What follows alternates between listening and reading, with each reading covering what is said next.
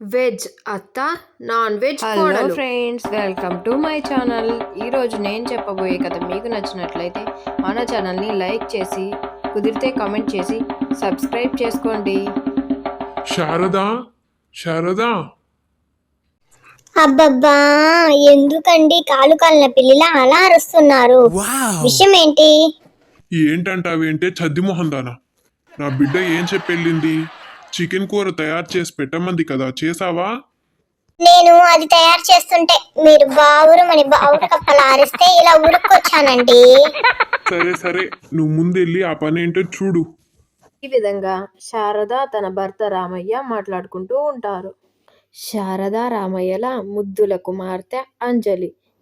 అంజలికి చికెన్ అంటే మహా ఇష్టం. దాంతో వాళ్ళమ్మని చికెన్ కూర చేయమని రోజు సతాయిస్తుంది. అలా తను ఎక్కువ మాంసాహారాన్ని ఇష్టపడడంతో ఆ ఊరిలో ఎవరూ తనను పెళ్లి చేసుకోవడానికి సిద్ధమవ్వరు.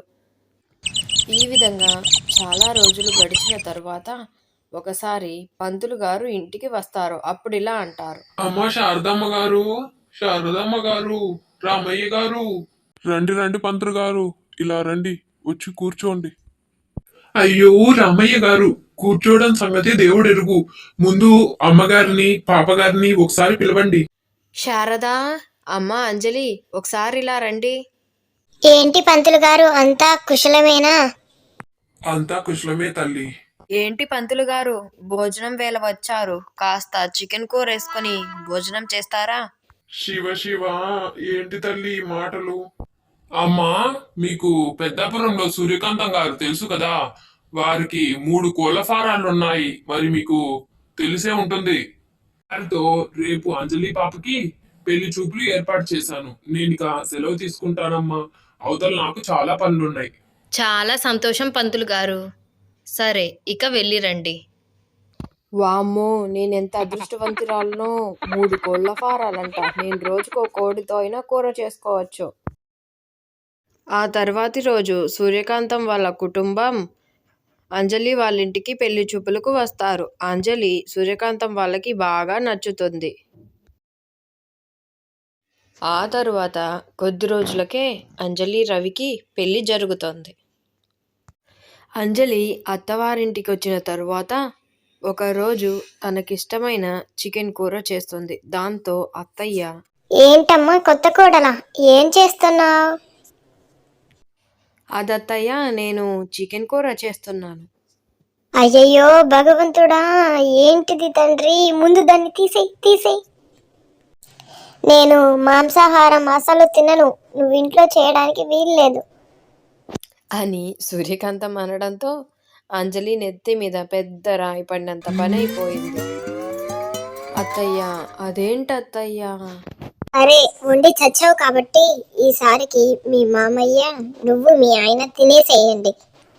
ఆ రోజు వాళ్ళందరూ భోజనం చేసి పడుకుంటారు. కానీ సూర్యకాంతం మాత్రం పస్తుంటుంది.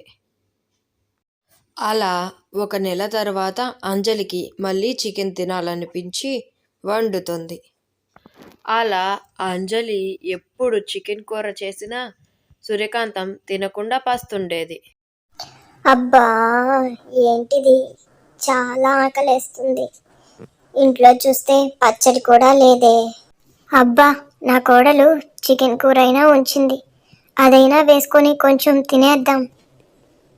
సూర్యకాంతం తింటుండగా శబ్దం రావడంతో, ఏవండి ఏవండి, మన ఇంట్లో ఎవరో దొంగలు పడినట్టున్నారు, లేవండి.